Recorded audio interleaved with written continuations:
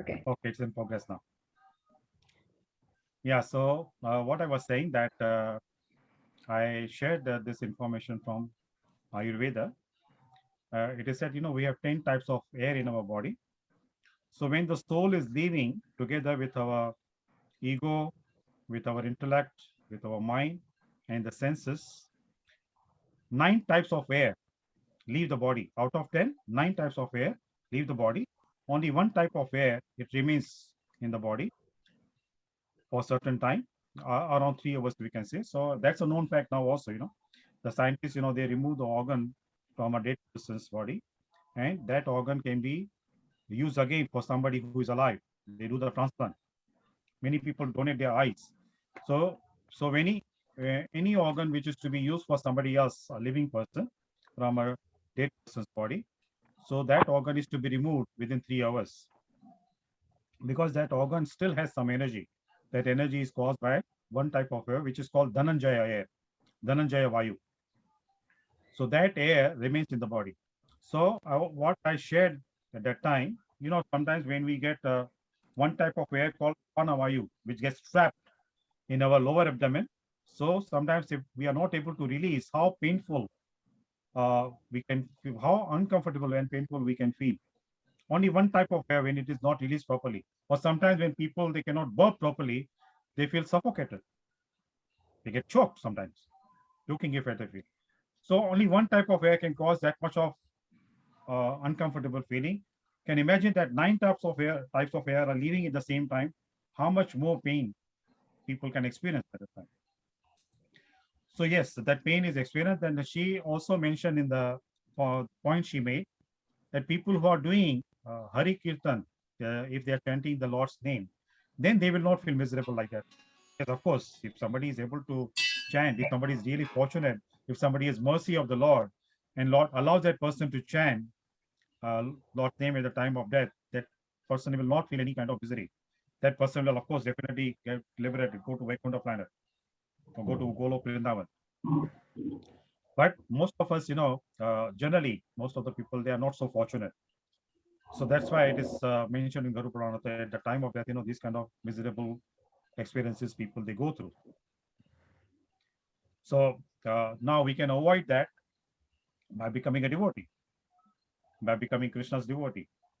Somebody also asked why we in Bhagavatam so much of leelas are very nicely, elaborately narrated about Lord Krishna. In the 10th canto of Srimad Bhagavatam, I mentioned last time to you that there are 12 cantos in the Bhagavatam. 12 स्कंद हैं भागवत में. तो कृष्ण लीला जन्म से लेके उनके अपने गोलोक वृंदावन में जाने तक की जो लीलाएं हैं भगवान की, all the leelas what Krishna did, all the pastimes Krishna performed, they are very nicely, very elaborately explained in the 10th canto of the Bhagavatam, Dasma Skand. That Dasma Skand is considered as a Lord's heart, Lord's chest region. So that is very significant. And that 10th canto of the Bhagavatam is very dear to Srimati Radharani. So now coming back to this point, Vyasadev is a compiler of all the Vedas, all the Vedic literature. 4 वेदों के रचयिता, 18 पुराण के रचयिता, 108 उपनिषद के रचयिता. So after doing all this compilation, after writing all the Vedic literature, Vedanta Sutra, everything, Vyasadeva was still not happy, not satisfied. He was looking very morose, very low. So at that time, Narada Muni happened to visit Vyasadeva in his Badrik ashram. That ashram is still there in North India. If somebody has time, you should go and visit that ashram. Very peaceful place. So when Narada Muni visited him and he saw Vyasadeva, the most learned person, so much knowledge he had. Can imagine, how much knowledge Vyasadeva had. He compiled all the Vedic literature, the writer of the all the Vedic literature. But still, he was not satisfied. He was looking very low, very morose. So Narada Muni asked him, "Why are you looking so morose?" Vyasadeva said, "You as a guru, I surrender to you as a disciple. You as a guru, please guide me. Please find the solution to my unhappiness, to my dissatisfaction, to my discontentment. So then Narada Muni, because when Vyasadeva told him that you as a guru and I'm your disciple, please guide me. So then Narada Muni felt that now it is his right and his responsibility to guide Vyasadeva.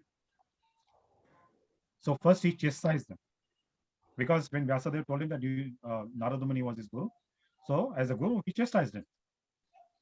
He said, you have wasted so much of your time and you have compiled this information, you've written so much of literature. Of course, it is knowledge.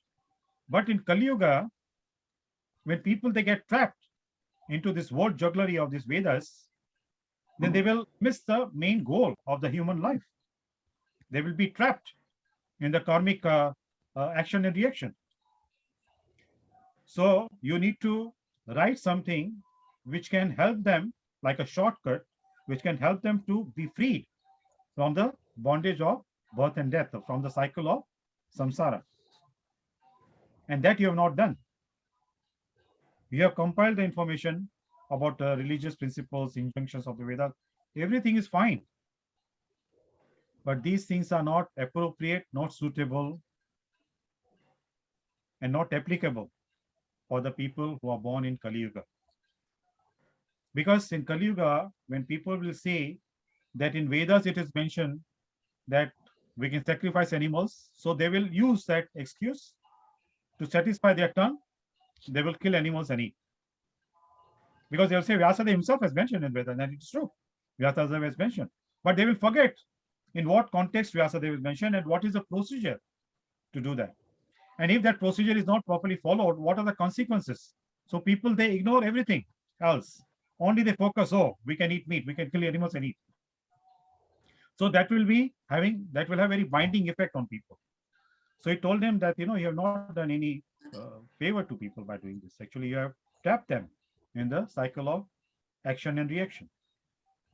So because you have not done your job properly as the guru of the human society, and that's why you're feeling dissatisfied. So then Vyasadeva asked him, so what should I do?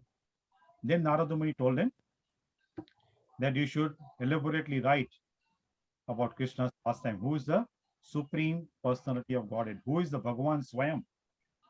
Krishna is to Bhagavan Swayam. At many places it is mentioned in the Bhagavatam. Now earlier, somebody shared Vyasadev's father's name, Parashar Muni. He has defined the word, the term Bhagavan. Who can be called Bhagavan? Last time, 3 weeks ago, the previous time, we briefly touched on this topic. Who can be called Bhagavan? Does anyone remember who attended the discussion? I think you told there are 5 elements, all Panchabhut, and Bhagwan is made up of that. Panchabhut? Bha for Bhumi, Ga for Gagan, something like that. I noted.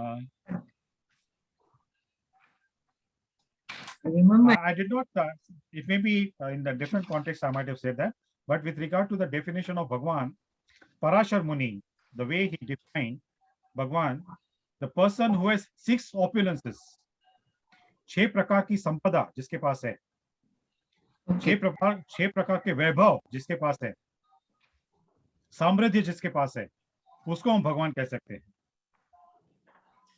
तो ये 6 प्रकार के जो वैभव है क्या है?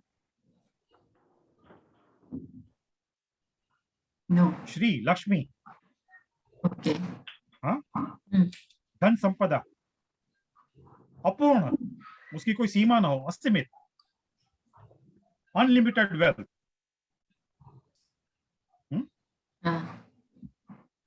Second is beauty, unlimited beauty. Third one is strength, unlimited power. Krishna, when he was hardly 7 years old, he lifted the Govardhan hill on his little finger. That also not on his finger, on the nail. On that also left hand. I think from that time it became like, common proverb. when anything, any task we have to do, if it seems very easy, we say, "To mere बाएं हाथ का काम है." Huh? Because Krishna lifted on his left hand. बाएं हाथ का काम है. So strength, wealth, beauty, strength.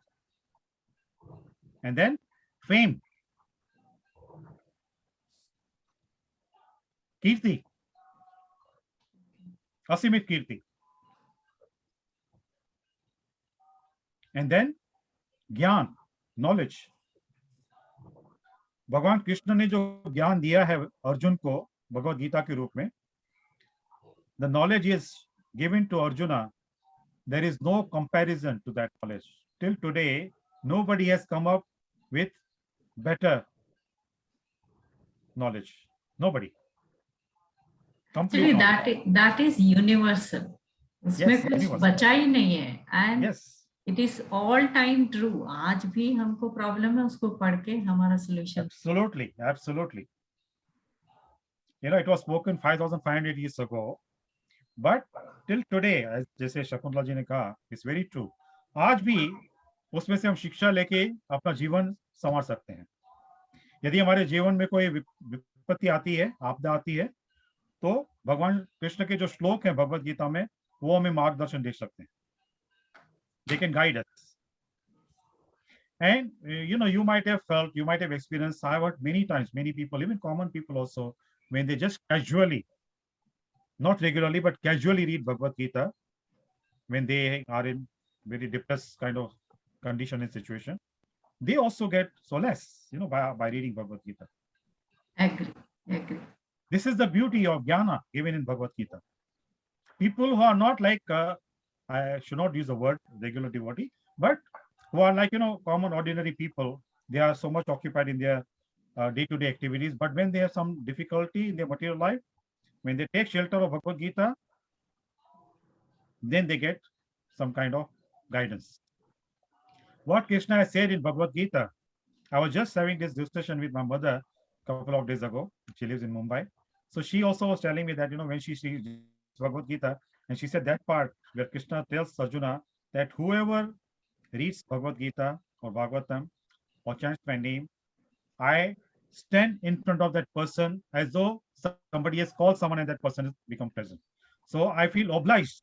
I become present in front of that person personally. And many people have experienced that. You might also experience. The strength we get, because Krishna's strength is unlimited. And Krishna has put all his potency in his holy name. Because Krishna's holy name is so potent, Krishna's holy name's potency is not less than Krishna's himself, his potency. What he himself possesses, that same potency is by his holy name. So when we chant his holy name, we also feel so strong. जो भी दुविधा होती है, जो शंका होती है, वो सब दूर हो जाती है. So that is the fifth is jnana. And sixth, after having all these things, vairagya, detachment, renunciation. Krishna का किसी में मोह नहीं है, वो बड़ा निर्मोही है. यहाँ पे बात ध्यान की योग्य है, ध्यान रखने योग्य, कि वो निर्मोही है लेकिन निर्दयी नहीं है. दया का भंडार है वो. जब भी किसी को उसकी आवश्यकता होती है, anybody needs his help, he will be there to help. So these 6 qualities, these are the basic qualities of Krishna, has unlimited qualities. Ananta Shesh, he has thousands of hoots, thousands of tongues. Ananta Shesh, Sheshna, he says that he cannot describe Krishna's qualities completely, in spite of having so many mouths and tongues. So how can we describe? So these are only basic qualities. So if anybody has these qualities, that person can be addressed as Bhagavan. Now in the material world, we may see that some people are very rich, very popular, billionaires, but they may not have that strength. Physical strength may not be there. They may not have knowledge, may be very greedy. They may have so many drawbacks. So Krishna has all these qualities. Once this kind of discussion we were having, so somebody said that at ISKCON temple in the evening, Sunday evening class. So somebody said that that you said Krishna is very famous, unlimitedly famous. Krishna ki kirti bhi asimit hai. But many people in Hong Kong, they don't know him. Right? It's a point. Many people in the world, they don't know Krishna. But Prabhupada must be now many people they know around the world. Prabhupada established so many temples around the world. In his lifetime, more than 108 temples. So coming back to this point, yes, we may think that so many people they don't know. But if we see the whole material creation, the भौतिक संसार जो है, उसका आकार कितना है? How big is it? What are the dimensions of this material creation? In Brahma Samhita it is mentioned, compared to the Golok Vrindavan, the spiritual world, the material world, भौतिक संसार एक छोटे से बादल के समान. It is hardly 1/3 of the size of the compared to the Vaikuntha planets, Vaikuntha Loka, spiritual world. Hardly 1/3. Now that means in 2/3 that Vaikuntha planets, there are unlimited devotees who are worshipping Krishna day and night, singing his glories day and night. So in proportion to that, if we see in the material world, very few people they don't know about it, it doesn't matter.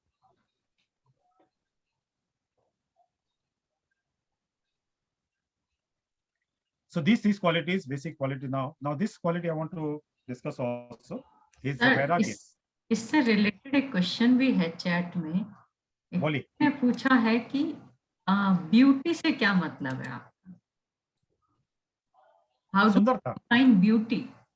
सुंदरता. कृष्ण का जो नाम है, कृष्ण का अर्थ क्या होता है? Dark black. वो तो वर्ण के अनुसार. और दूसरा है आकर्षण, जो सभी को आकर्षित करे अपनी ओर. और व्यासदेव ने उसकी व्याख्या की है कृष्ण शब्द की, कर्षति जीवा चित्तम इति कृष्ण.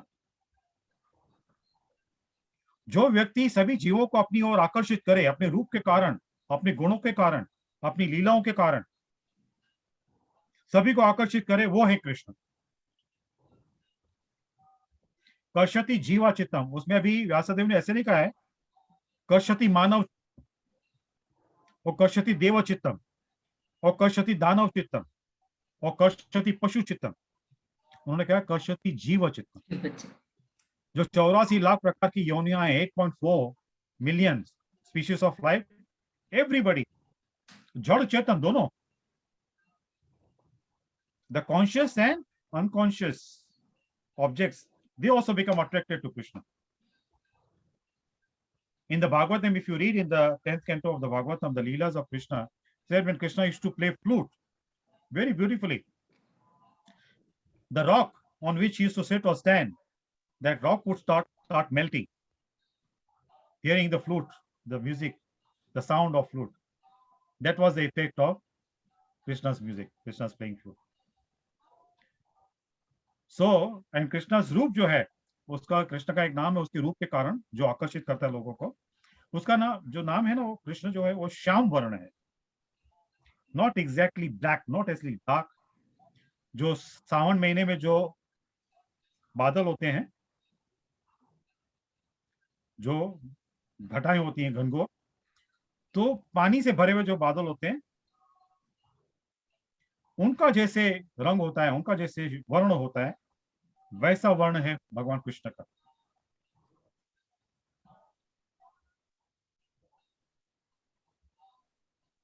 तो इसलिए उनका नाम है श्याम सुंदर. श्याम वर्ण है और सुंदर है, आकर्षित करने वाला, सभी को आकर्षित करते हैं. So that's the answer I would like to get. Good. Yeah so I wanted to say about vairagya. अभी ये सब बातें होने के बाद भी, now so many people are worshipping him, in the spiritual world. Krishna is not attached. उसको ना अपने संपदा से लगाव है, इतना इतना मोह है, ना अपनी सुंदरता से इतना मोह है। वो वैरागी है, निर्लेप है। हाँ? क्योंकि इसका जो कृष्ण की ये जो गुण है वैराग्य का, इसी के कारण जो व्यक्ति कृष्ण की भक्ति नहीं करता है, if someone does not worship Krishna, but because of his previous pious activities, उनके उसके अपने पुण्य कर्मों के कारण उसको अगर भौतिक सुख सुविधा मिलनी चाहिए, if he deserves to get comforts in the material world, Krishna will provide. Krishna will not hold back. Oh, तुम मेरी भक्ति नहीं करते हो, मैं तुम्हें नहीं दूंगा। No. He's not like, like political leaders of the world sanction. If you're not following our instructions, sanction लगा दो उनके ऊपर. Krishna is not like that. If according to the karma, his pious activities, he deserves, he qualifies, okay, supply. वो उसकी कृष्ण की जो माया शक्ति है उसी में से उसको मिलता है सब कुछ. So Krishna is not holding back. So coming back to this point, so this was the conversation between Vyasadev and Narada Muni. Next time, a little bit in more detail, I will speak to you. Similar thing had happened with Narada Muni also. And then Bhagavatam came into existence. So Vyasadev, he wrote Bhagavatam. After compilation, even he had written Mahabharata also, but still he was not happy. So Narada Muni not only chastised him, he logically explained to him what was the wrong thing he did, Vyasadev did. Because he said that in Kali Yuga, already people's lifespan will be very short. There are so many shortcomings we have. Our lifespan is short, memory is short, intelligence is not sharp, consciousness is polluted, and we have propensity to make mistakes, right? Propensity to cheat others and propensity to be cheated by others. So all these drawbacks we have. So having all these kind of drawbacks in Kali Yuga, if somebody presents to us, that if we do like this, then we can live a comfortable life. So our mentality would be like that. छोटी सी तो अवधि है हमारे जीवन की, तो क्यों ना मौज मस्ती की. हाँ? Enjoy life. Many people have this kind of mindset, right? If the life is short, just enjoy. They don't see life is short, then make it fruitful. Achieve the goal of life. Last time I talked about, that person was licking honey. He was just, being saved by the root kind of a tree hanging down in the dark well. And at the base, there were poisonous snakes waiting for him to fall. And the honey was dipping there, drop by drop, and he was licking that honey. He forgot that, he's going to die. So this is our conditioning. So Narada Muni chastised Vyasadeva, that in Kali Yuga, people will be so short-lived and intelligence will not be good. They will not be able to differentiate what is good for them, what is bad for them. And on top of that, not only you're giving that what kind of things they do, what kind of yagnas, karma kanda things they can do so that they can enjoy the material life. On top of that, you have also given the provision that if they do sinful activities, what kind of atonement they can do. Atonement, प्रायश्चित. आपने वो भी विधान बता दिया है कि यदि आपसे कोई बुरा काम हो जाता है तो आप ये प्रायश्चित कर लो तो आपको उसमें से छुटकारा मिल जाएगा. So then you are encouraging them to do sinful activities.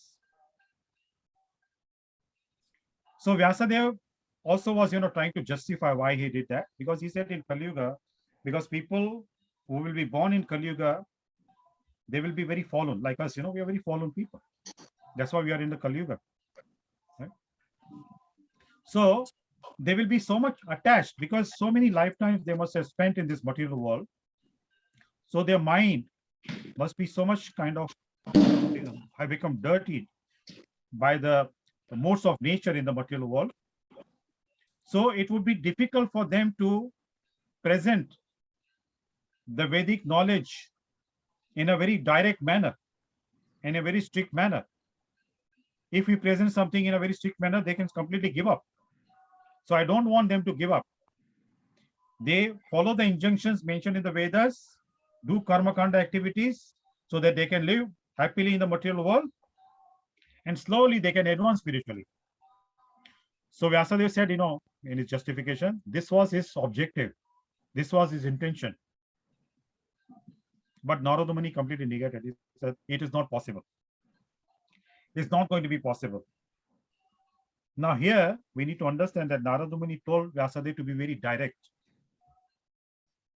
Narada Muni did not tell Vyasadeva to be very soft, logo ko maska palis karo, use your flowery language, don't offend people. Narada Muni is a strict guru. He did not tell his disciple Vyasadeva to use very flowery language. He said, the strict message, the serious message, if you want to give to people, it is to be presented in a very strict manner. Then only people will understand. But that doesn't mean to be very rude, very antagonistic, in a very palatable manner. So this was the instruction given by Narada Muni to his disciple Vyasadeva. And following Narada Muni's instructions, Vyasadeva wrote Bhagavatam. And that Bhagavatam he taught to his son, Shukadeva Goswami. And when Shukadeva Goswami spoke this Bhagavatam to Parikshit Maharaj at the bank of the Ganges, Suta Goswami happened to be there. And that Suta Goswami, he heard everything, he memorized everything, and then he shared that knowledge with the Shaunaka, etc., 88,000 sages at the Nimasharanya, Tirthasthan. So this is the way Bhagavatam came in existence. It manifested in Kali Yuga. And Krishna wanted this to happen because Krishna was leaving this planet. So Krishna wanted to be present in the word form, in the literal form, Shabdavesh avatar of Krishna, that is Bhagavatam. So that people can read that, can hear that, can discuss that with people and purify their consciousness and then go back to him. Krishna wants everybody to go back to him. So he's made all the arrangements. This is the mercy of Krishna. He has made all these arrangements for us so that we can read Krishna's pastimes and then purify our consciousness. And eventually, the purpose of our human life is to go back to the Vaikuntha planet. No need to come back again to this Mrityuloka. Anybody has any question here?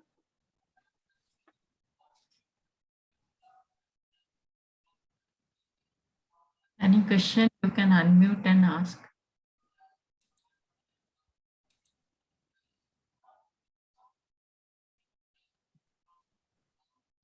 I think no question. Okay, nobody has any question. Okay. So now, last time I discussed about Parikshit Maharaj, his meeting with Kali Yuga. Now the question sometimes is asked, then when Parikshit Maharaj met Kali Yuga, personified Kali Yuga, also was disguised in the disguised form of a king. And he was torturing a bull and a cow. Bull was standing on one leg. We talked about this, bull has normally 4 legs. So the piety, dharma personified in the form of a bull. He was standing only on one leg. What are the other 3 legs, which he lost already?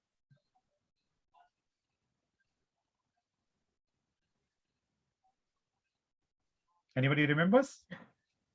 That I don't know, but one thing I can say ki in this Kali Yuga, we have just 25% of dharma. Yes, correct.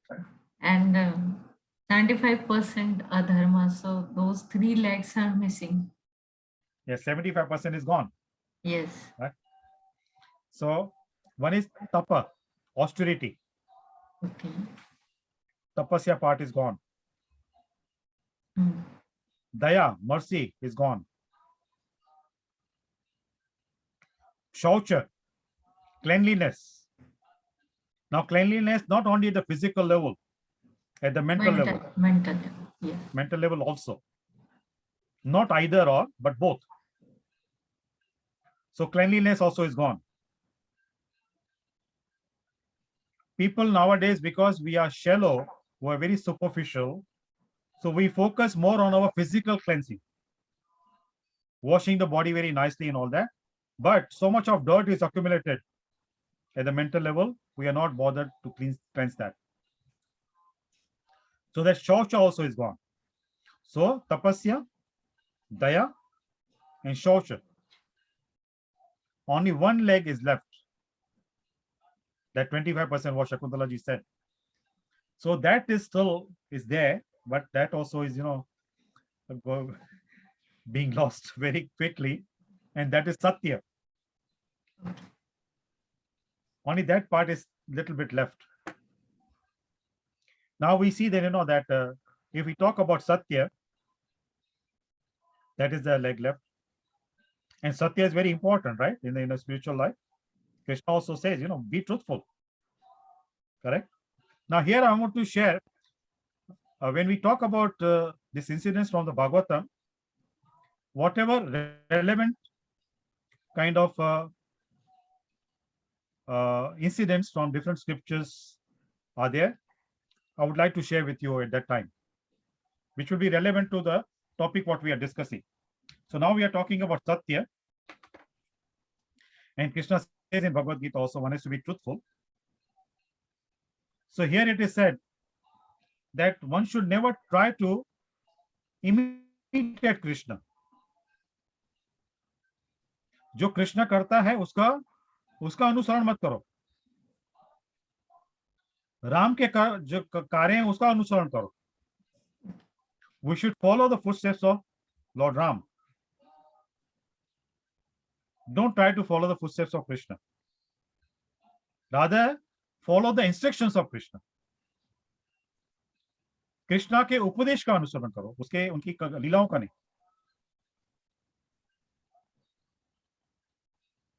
So we was talking about truthfulness. Now, if we see, this also I touched very briefly last time, previous session. Krishna's instructions, sometimes they seem to be very contradictory. At many places he has said, one has to be truthful. And on the battlefield of Kurukshetra, he's encouraging Maharaj Yudhishthira to lie to his guru. Right? Why did he do so? Why did Krishna? धर्म का साथ देना था. धर्म का साथ देना था, लेकिन सत्य भी तो धर्म है. लेकिन अगर सामने वाला टोटली अधर्मी हो तो उसको हराना भी तो साम दाम दंड भेद कैसे भी जरूरी था. You're right. So what had happened, because Dronacharya, who was the guru of Pandavas and Kauravas, he had a boon. Dronacharya को एक वरदान मिला हुआ था कि जब तक उसके हाथ में कोई शस्त्र है, उसको कोई भी हरा नहीं सकता युद्ध में, कोई भी पराजित नहीं कर सकता उसको. तो Krishna wanted Dronacharya to give up all the weapons, and when he does not have any weapon in his hand, anybody could kill him. And Dronacharya was very much attached to his son Ashwathama.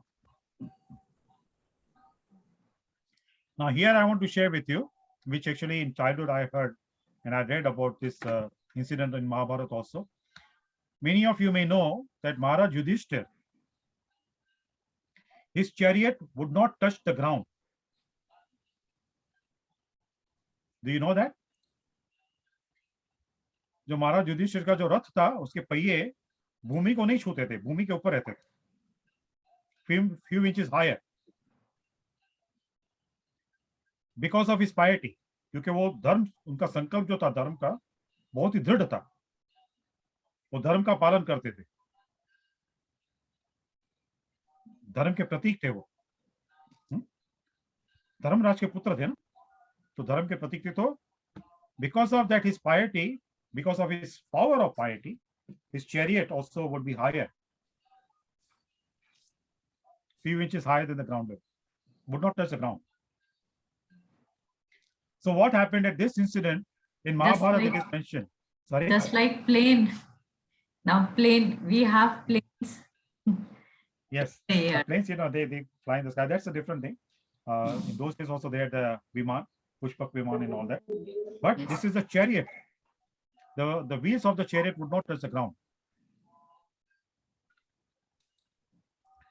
So what happened at this time when Krishna told Maharaj Yudhishthira to lie, and very reluctantly Maharaj Yudhishthira lied to his guru, because Bhima, he killed an elephant named Ashwathama, and Bhima went in front of Dronacharya and very proudly told Dronacharya that he killed Ashwathama. So Dronacharya thought that Bhima was talking about Ashwathama, Dronacharya's son.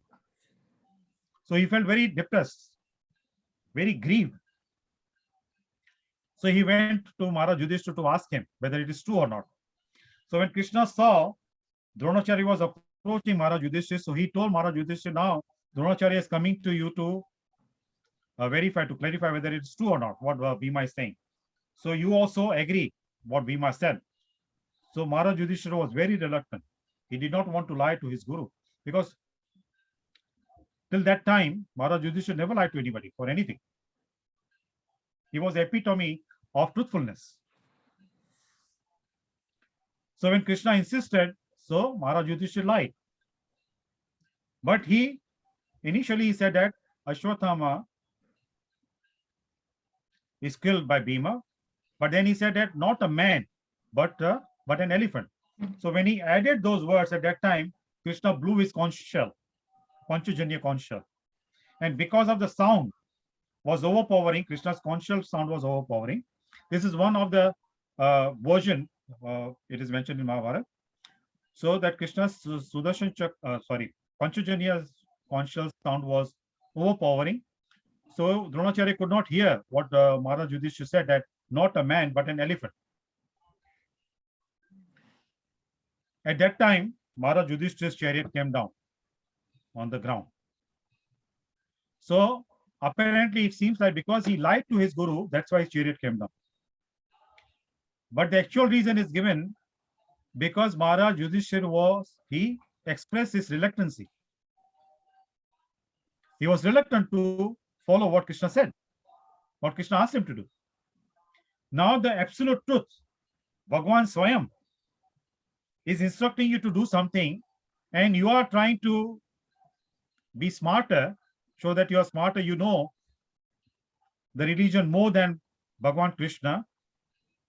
So because of this, his reluctance, he was reluctant at that time, his chariot came down, not because he lied to his guru. So being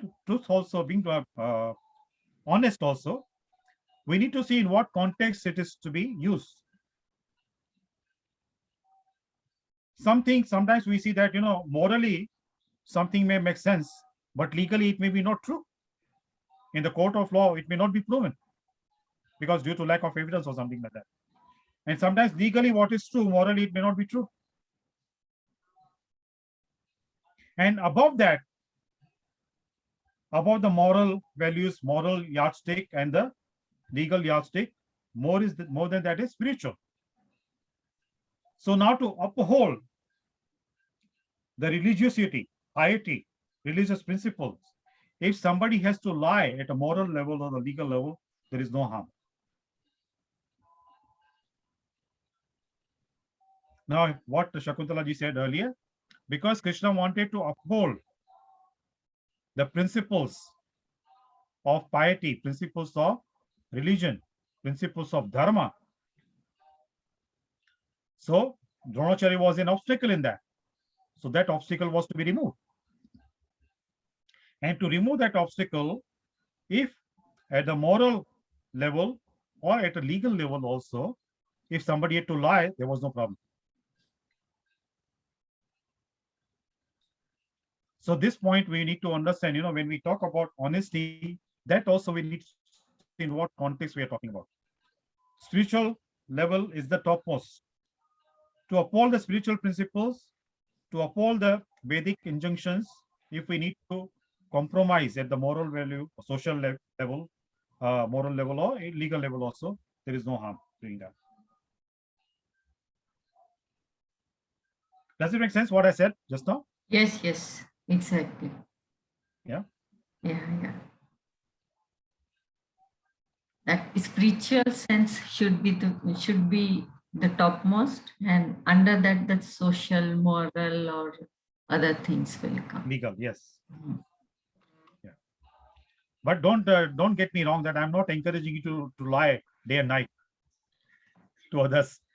With the pretext, because I have my spiritual goal in my mind, so that I can lie. It's not a problem. Uh, Vinodji told me that I can do it. So actually, if somebody does like that, then the bad karma will be on my head. No, not at Yeah, all. I'm just joking. Yeah. So we need to be very careful, when we try to follow certain instructions given in the scriptures and all that. We cannot take these instructions out of context, because many times it happens. We just whatever is favorable to us, whatever we feel comfortable with, we follow that, and the rest of the things we ignore. So that should not be the case. Now, this point also I want to mention here. You might be knowing that it's a very kind of a common tradition, especially in India and amongst Indian families who are living abroad. They do Bhagavad Sapta. Yes. What is the purpose of doing Bhagavad Sapta? I don't know, but I think their meaning has lost to some extent, because here what happens, many pandits come, and then it goes on for 7 days, and then in the end they'll ask, okay, inka maira bharo, ye bharo, and different traditions. See, the actual kind of we say that parampara, the tradition started from the time of Parishit Maharaj. Mhm. Parishit Maharaj heard the whole Bhagavad Katha from Shukdev Goswami for 7 days, Okay. right? So the tradition started from there, 7 days. Now, there is another Katha in the Bhagavatam about two brothers. I will just very briefly touch that when we come to that point, when our discussion goes on to that level, up to that level, then we will talk in more detail. So there were two brothers, Gaukaran and Dhundukari. So Dhundukari was a very sinful person, and Gaukaran was very pious, very simple, very honest. So what happened that Dhundukari died in a very unglorious way. He was associating with so many nonsense people and prostitutes and all that. So those prostitutes only killed him. At that time, Gokaran was not in the village. He had gone to visit the places of pilgrimage. वो तीर्थ यात्रा के लिए चले गए थे. So when he came back to the village, so the villagers told him that his brother died a very unglorious death. तो उनकी गति अच्छी नहीं हुई है, अधोगति हुई है. तो सदगति प्राप्त करने के लिए उन्होंने गौकर्ण को कहा कि उसके भाई के लिए, उसकी मोक्ष के लिए भागवत सप्ताह करनी चाहिए. So then Gaukaran recited Bhagavatam for 7 days for the liberation of his brother, because so his brother got the Preta Yoni. He became a ghost. So to free his brother from that species of ghost, that form of ghost, Gaukaran recited Bhagavatam for 7 days. So that tradition is there, but it has to be followed properly. There are, I think, 18,000 shlokas. Yes. How can you complete it in 7 days? It's too Yeah. difficult. So they just do the summary. Okay. Yeah. Now see, if we go shloka by shloka, one lifetime may also not be enough. Yeah. There are 12 skandhas, and as you said, 18,000 shlokas. In Bhagavad Gita, there are 700 shlokas, 18 chapters. Sometimes, to understand one shloka of Bhagavad Gita, one lifetime is not enough. Correct. Right? So you're right. See, for the formality's sake, these kind of things are happening, but that doesn't mean that we should stop doing that. The tradition is there. It has to continue. Only we need to see that how can we improve it? How just it doesn't remain like mere, formality. It should not remain just only formality. We have to follow it properly to gain the spiritual benefit of it. When we do that, then the purpose is achieved, the objective is achieved, the goal is achieved. But nowadays, unfortunately, I'm not saying that everybody is like that, but most of the kind of commercial preachers, professional preachers, it is business for them. Yes, this is what I was saying. Yeah, it is business for them. Business only. Yeah. So इसमें है ना एक कहावत है, मैं किसी को दोष नहीं देना चाहता हूँ, लेकिन वो कहावत लागू पड़ती है ऐसी परिस्थितियों में कि जो व्यक्ति जिसका निधन हो गया, वो व्यक्ति स्वर्ग में जाए या नरक में जाए, पंडित को कोई फर्क नहीं पड़ता है। पंडित को केवल अपनी दक्षिणा चाहिए, राइट? तो ऐसा नहीं होना चाहिए। जो व्यक्ति भगवत गीता का पाठ करते हैं, कथा करते हैं, उनके ऊपर दायित्व है। Because as I said, Bhagavatam is not different from Krishna. So people who recite the Bhagavatam, a heavy responsibility on them, what they are doing. At least, they should present it in a proper way. Prabhupada used to say that you talk about Krishna to people, not with the intention of, you try to convince them. If you present it properly, they will automatically be convinced. You don't have to put any extra effort to convince people. Agree. You just maintain your standard and maintain your sincerity, maintain your proper objective. What is your objective behind this? So when you do that, then Krishna will take care of it. And people who not only hear but listen properly, then they also will be purified. So Sanatana Dharma believes in transformation, not conversion. We don't convert people. We don't bring, people of other beliefs, other faiths to become Hindus, to become Sanatani. No, we transform them. We transform their consciousness, purify their consciousness so their character is transformed. So personality has to be changed for better.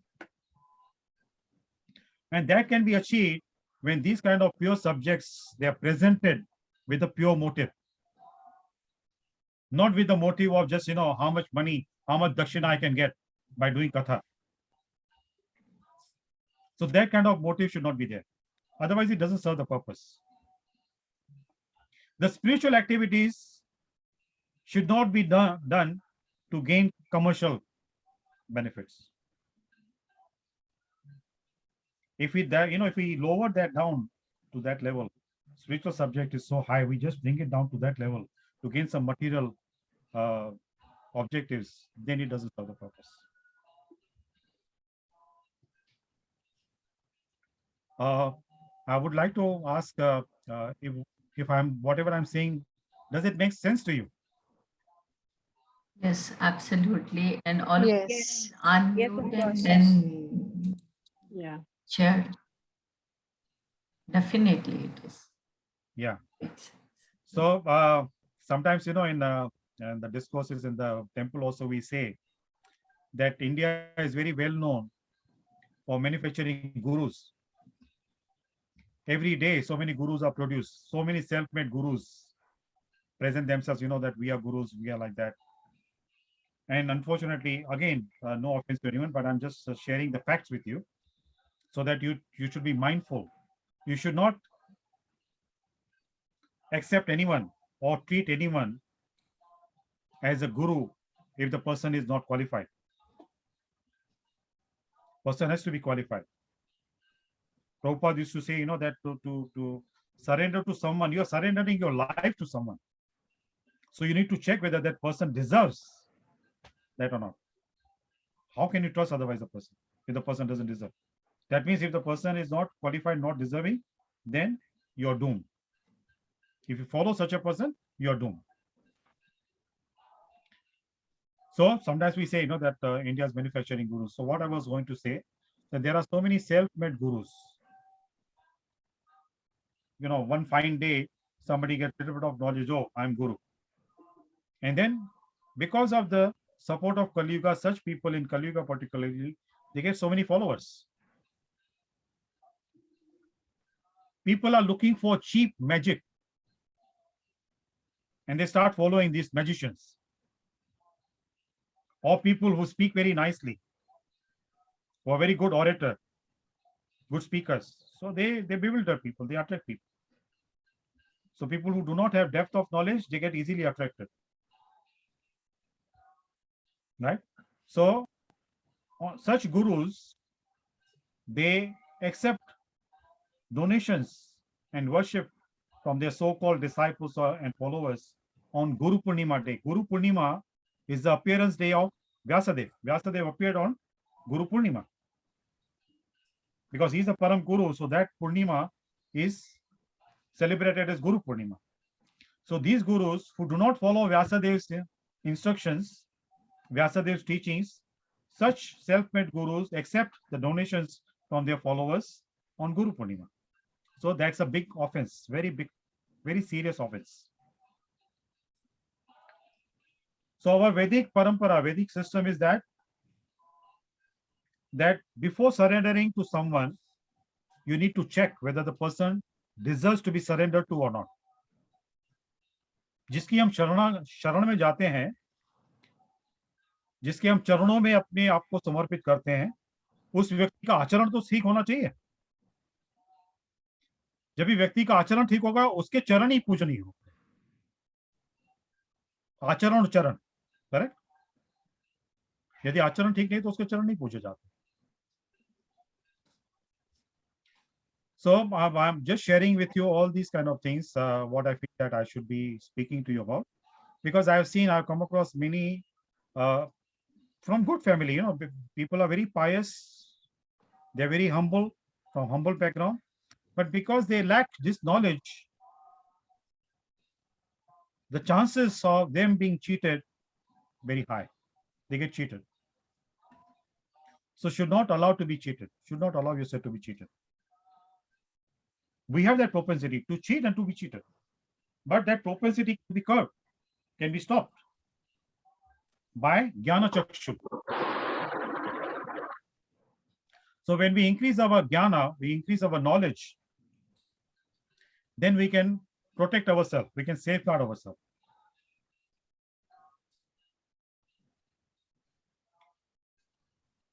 Anybody has any question here? Yes, I would like to ask a question.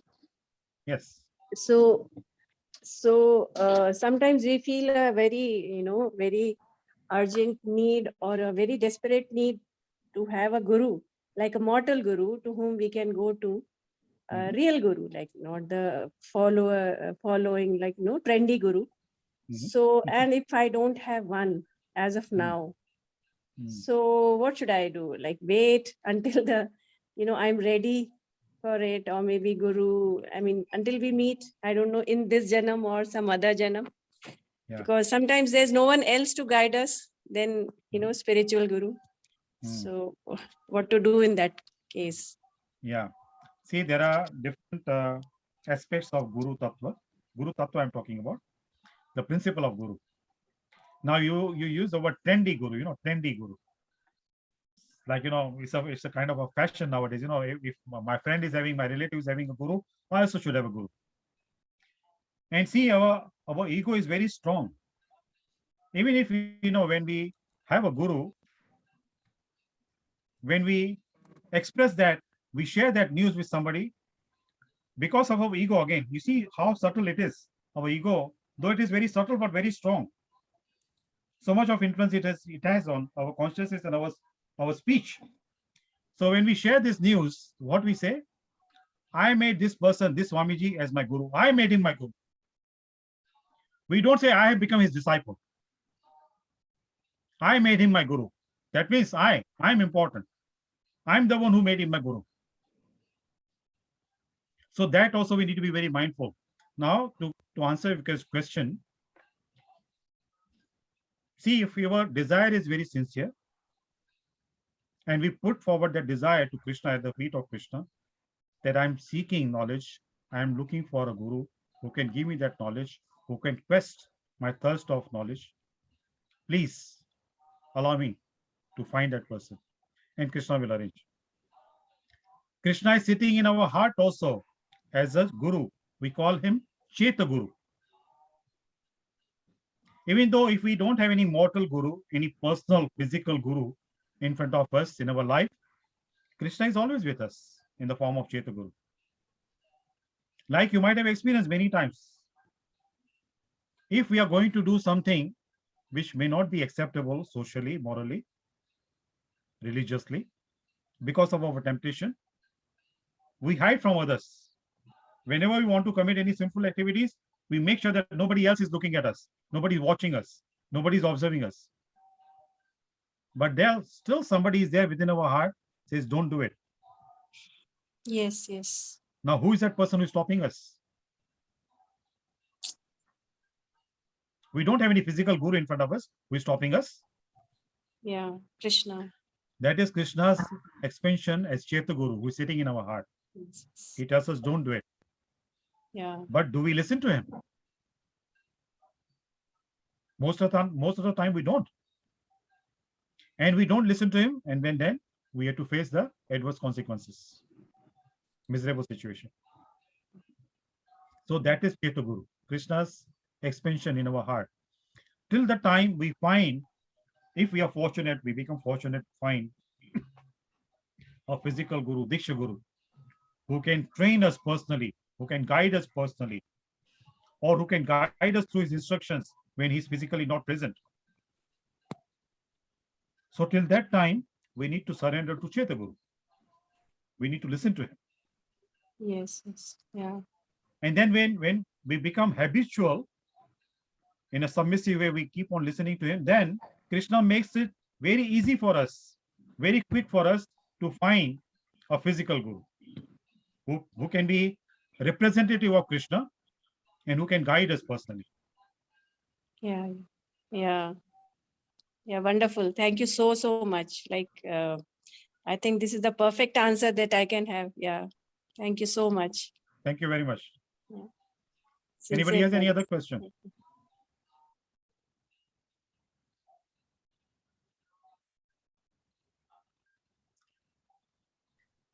So, continuing the discussion, what I was telling you earlier, that there are so many gurus. Don't fall in that trap. Because these gurus, they are like, it's their business, their profession.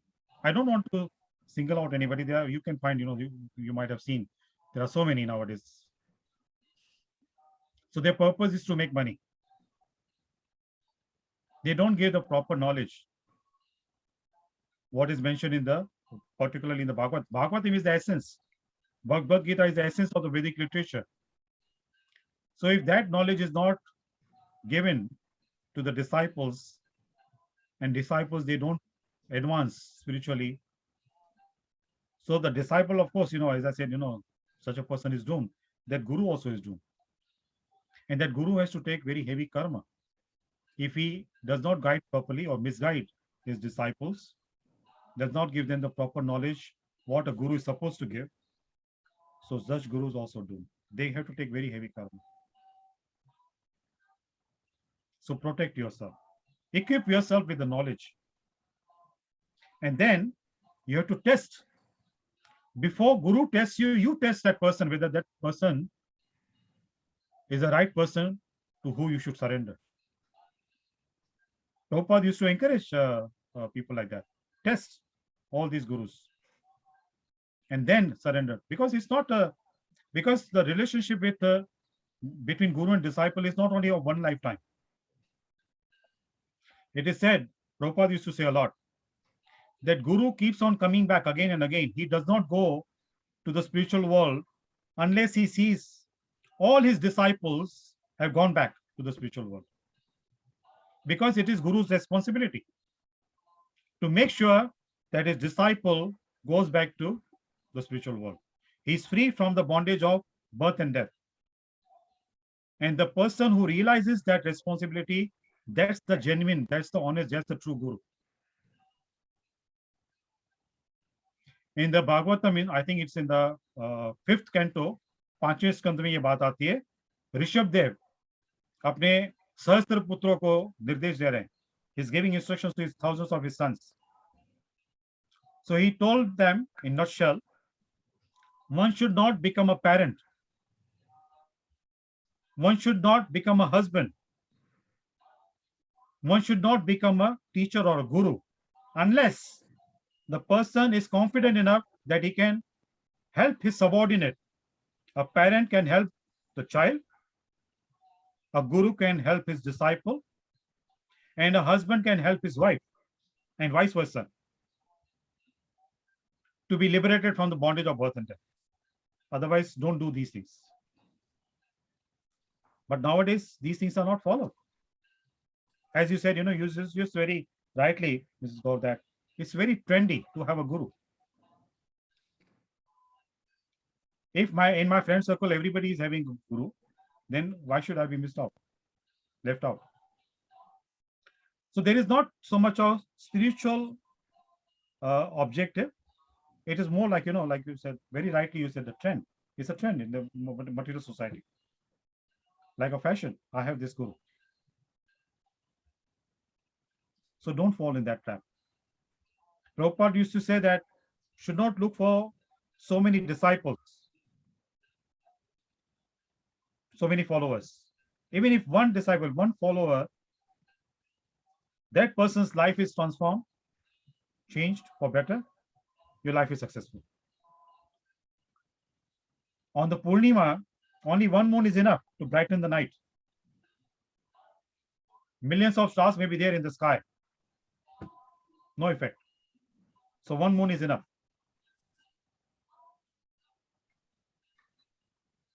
So if from your side also, when you equip yourself with this knowledge, you also can become somebody's Shiksha Guru. If not Diksha Guru, there's a difference between Diksha Guru and Shiksha Guru. So if you help somebody to advance a little bit in the spiritual life, you also like that person's guru. Parents, most of you may be parents, so you can be guru of your children. And you should be, not only can be, but you should be.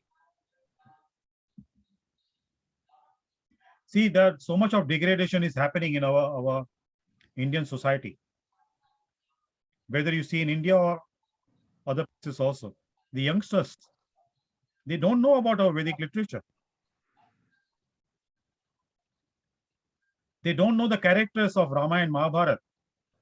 They may know the history of the Bollywood movie stars, but they don't know our Vedic history. It's so sad. So don't feel bad what I'm saying, as a parent, it's parents' responsibility to train the children. Nowadays, the parents, they focus on the material training, how to make money. Of course, that is good. That is needed in the material world. But don't forget, while doing that, don't forget what is the main goal of the human life. What is the purpose of the human life? Don't forget that. Don't ignore that. So it's a parent's responsibility to train the children. So when they become equipped with proper knowledge, they can improve their life, and then they can help their children also in future. So then the parampara goes on. That parampara has to go on.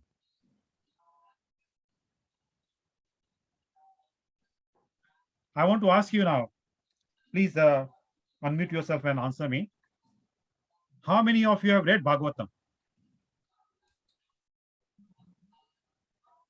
I have done it, but not completely. Okay, thank you. Prabhu ji, even I read it, but very long back. Okay, good. Rekha ji. So very few of you, right? Shakuntala ji, no, आपको तो पता है, आपको तो बहुत सारा ज्ञान है. नहीं भगवत गीता जरूर पढ़ी है and I am basically astrologer, तो उसमें जो है, बट भागवत पुराण मैंने नहीं पढ़ा. तो मैं आप सभी से करबद्ध होकर आपसे प्रार्थना करता हूं कि आप संकल्प लीजिए, आज से, कल से नहीं, आज से भागवतम पढ़ना शुरू करेंगे. Nowadays, you can just Google it also. Hare Krishna Prabhu ji, Hare Krishna. Yes, Hare Krishna. हाँ, I want to ask you, जब आपने पिछले फोर्टनाइट में स्टार्ट किया था, तो मैं इस्कॉन टेम्पल से लेके आई हूँ भागवतम. तो आई एम टू स्टार्ट, तो I was just wanted to ask you before you ask this question, is there some ritual to start with the Bhagavat, start reading, should we follow some ritual?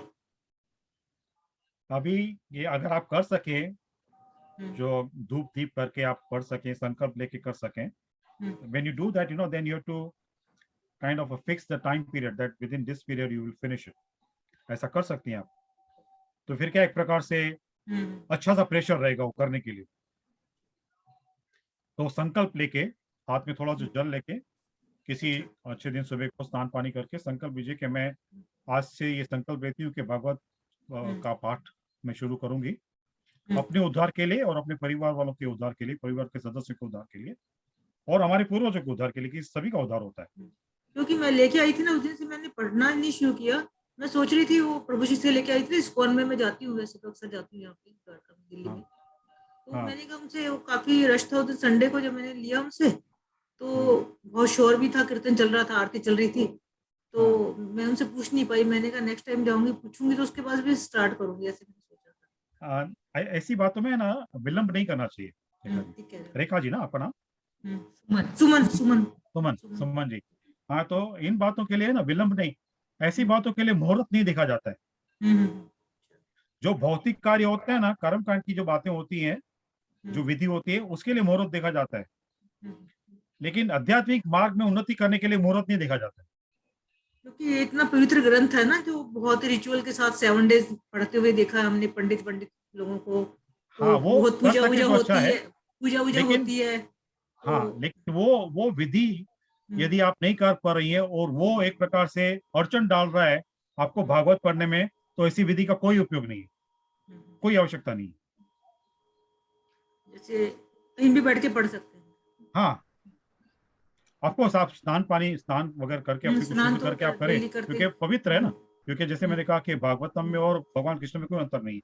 नहीं, वो तो स्नान तो daily करना ही होता है, पूजा भी करना. हाँ, तो पवित्र ग्रंथ है, तो स्नान करके अगर चाहिए तो अगरबत्ती जला के, दीप जला के आप बैठ के कर सकती हैं. धूप जला के, अगरबत्ती नहीं, दीप जला के, धूप, तो कर सकती है पाठ. और उसके बाद जैसे शाम को टाइम मिलता है, इस टाइम पे जैसे टाइम मिलता है ऑफिस से आने के बाद, इस टाइम पे भी दोबारा भी पढ़ सकते हैं. हाँ, इसमें कोई ऐसा नहीं कि केवल एक ही बार पढ़ना है. जितना टाइम मिलता है, जब भी मन करे आपको मन में वो. अभी देखिए, ये जो इच्छा उत्पन्न होती है ना भागवत का पाठ करने की, वो भी भगवान कृष्ण के द्वारा आती है. तो यदि भगवान कृष्ण ने वो इच्छा प्रकट की है, तो फिर हम विधि के लिए क्यों रुक रहे हैं? भगवान ने जब भी देखा है कि इस व्यक्ति के अंदर वो इच्छा में उत्पन्न करूं, वो उसके योग्य है, पढ़ने के योग्य. जब भी भगवान ने योग्यता देखी है, तो हम विधि के लिए अपने आप को क्यों रोकते हैं? जैसे गुजराती में कहावत है कि लक्ष्मी जी आई द्वार पे, उसने द्वार खोलने के लिए कहा, तो हम अपना मुंह धोने के लिए हम चले गए, वहां से लक्ष्मी चली गई. तो लक्ष्मी जी आई तिलक करने के लिए. अभी लक्ष्मी जी को तो पता है, जब लक्ष्मी जी ने देखा कि योग्य है मेरे तिलक के, मैं उसको तिलक कर लूं, तो हम समझते हैं हम अधिक बुद्धिशाली हैं, हम अपना मुंह धो के आए, बाद में तिलक करना लक्ष्मी जी से. तब तक लक्ष्मी जी चंचल चली गई. तो ऐसी बातों में ना कभी कभी ये जो रिचुअल्स वगैरह होते हैं, तो हम क्या उसमें इतने अटक जाते हैं कि हमारी आध्यात्मिक जो प्रगति होती है वो रुक जाती है. तो ऐसा नहीं होना चाहिए. तो इसमें भी ये क्या है, जो ऐसा ज्ञान प्राप्त करके दूसरों को भी ऐसा बताना चाहिए कि हाँ, सही विधि से अगर कर सके, पूजा पाठ करके कर सके, वो तो बहुत अच्छा होता है. मैं उसके विरुद्ध नहीं हूँ, लेकिन यदि वो एक प्रकार से अड़चन बन जाती है तो फिर वो नहीं होना चाहिए.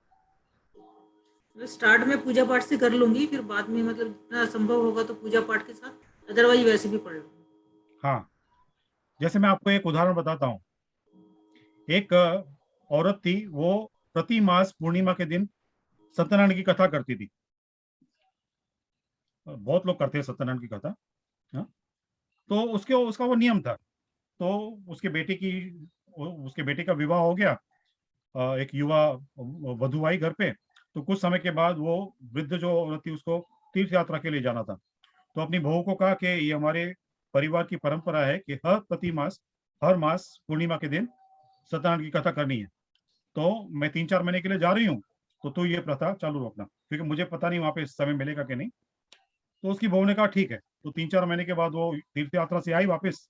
अपनी बहू से पूछा कि हाँ, प्रति मास तू पूर्णिमा के दिन कथा करती थी? बोली नहीं सासू जी, मैं नहीं कर सकी। बोले क्यों? बोले क्योंकि मैंने देखा था जब भी आप कथा करती थी, कथा कर आरंभ करने के पहले आप बिल्ली को पलंग के पाय से बांध देती थी। तो मुझे बिल्ली मिली नहीं, तो वो रिचुअल पूरी नहीं हो सकी। तो मैंने सोचा कि बिल्ली को बांधे बगैर मैं कथा कैसे कर सकती हूँ।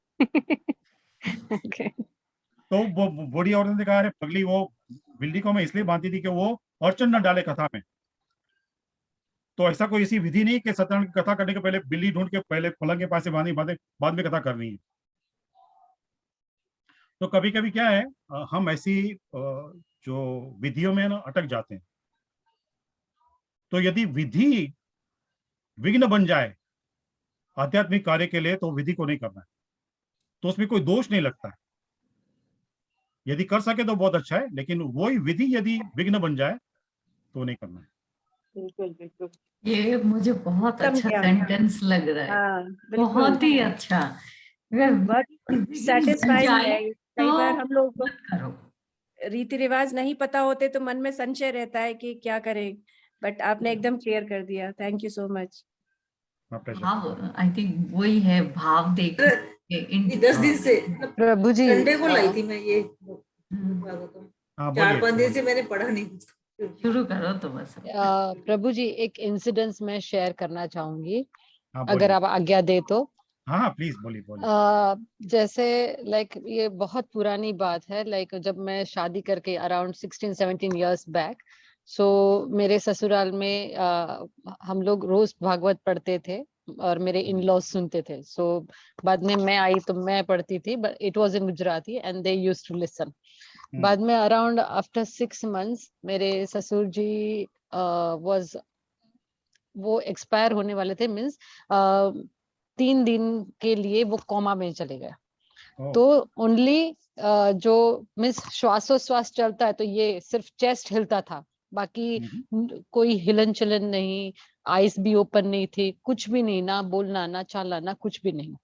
बाद में किसी ने हमें कहा कि 18th canto of Bhagavad Gita और 15th ये रोज पढ़ो, और जो हम भजन कीर्तन करते थे वो। तो for 3 to 4 days continuously every night, myself, my whole family, my sister-in-law, we used to sit and we used to do. 18th canto I was reading for the first time, मुझे कुछ भी समझ में नहीं रहा था, but you won't believe Prabhu ji, third day night को when we finish our bhajan kirtan, मेरे ससुर जी, he was lying, he just got up with the hands like this, wow, 30 degree, and just wow, opened his eyes for 2 to 3 seconds and just he went. wow. And it was, see, like I'm right now also having a goosebump, but Goosebumps. Yes, I'm from also that getting it. onwards, I'm yes. getting your this incident. I'm also getting goosebumps. Yes. So on that time onwards, I started reading Bhagavad Gita. But believe me, 1 year, 2 year, 3 means I used to read not Prabhuji, very frankly, not the slokas, only the text. But that was also going my overhead, like it was going bumper. कुछ भी समझ में नहीं आता था. For 1 year, 2 year means from 1 to 18th, again start from 1 again till and it happened till 5 to 6 years. Then thoda thoda samajh mein aaya, and by grace of God, now I'm attending Radhika Mataji's class, Bhagavad Gita class. So now I can understand more deeply. Okay, good. So it's very nice. So this way, you know, when आपके पास चाह होती है तो भगवान हाँ, अपने आप ना रास्ता राह खोल दिखाते देता हैं. है. Yes, And absolutely. really, even though we were not knowing any word of it, हाँ, सुनने वाले ने, बोलने वाले ने क्या सुना क्या बोला पता नहीं है, पर वो जो शक्ति थी वो शक्ति काम कर रही थी. हाँ. And that was unbelievable. Yes. Unbelievable. Very nice. Thank you for sharing this, Rekha ji. Thank you very much. Thank you for hearing. Thank you. और किसी को अपनी कोई अनुभूति शेयर करनी हो, आपके जीवन में कुछ घटना घटी हो जो आप दूसरों से शेयर करना चाहें.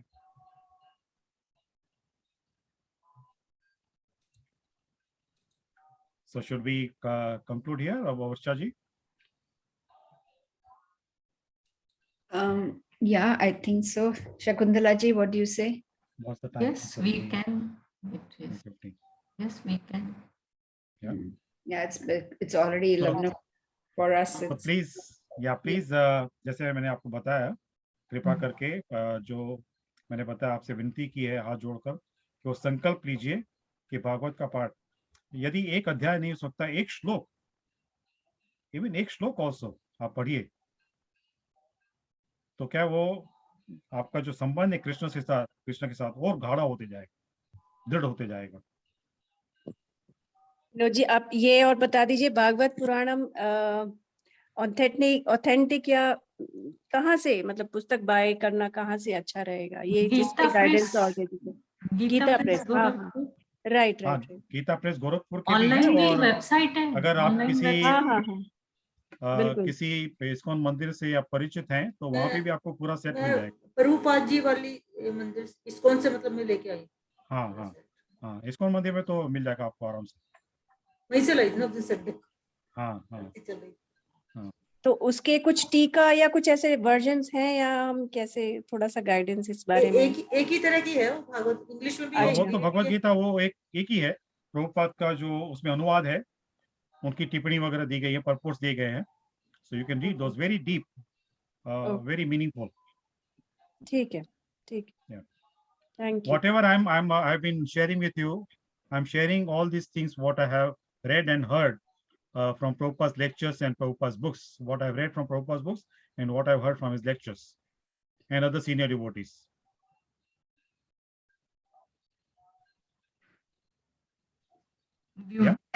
ब्यूटीफुल, मजा आ रहा है और इंतजार रहेगा next. Thank you. Yes. Hare और Krishna अब to everyone. आपने असाइनमेंट दिया है तो पढ़ेंगे भी. हाँ, तो अभी देखिए, हरे कृष्णा. मैं आपको आज रिकॉर्ड हुई थी आपको क्या? मैं आपके लेट हो ऊपर गई कोई थी. भार नहीं डालना चाहता हूँ. I don't want to put you in नहीं, एंजाइटी. नहीं. सो यदि आप पढ़ाई करेंगे जो पहला स्कंद है, then next time when we come, we get that together, I may ask you some questions. So be prepared. All right. Yeah. All right. Okay. We'll do that. Okay. Hare Krishna to everybody. Hare thank you. Krishna. Hare Krishna, Radhe Krishna. thank you so Radhe much. Very much. Thank Thank you. Thank you. Shubhratri. Yeah. Hare Krishna. Thank you.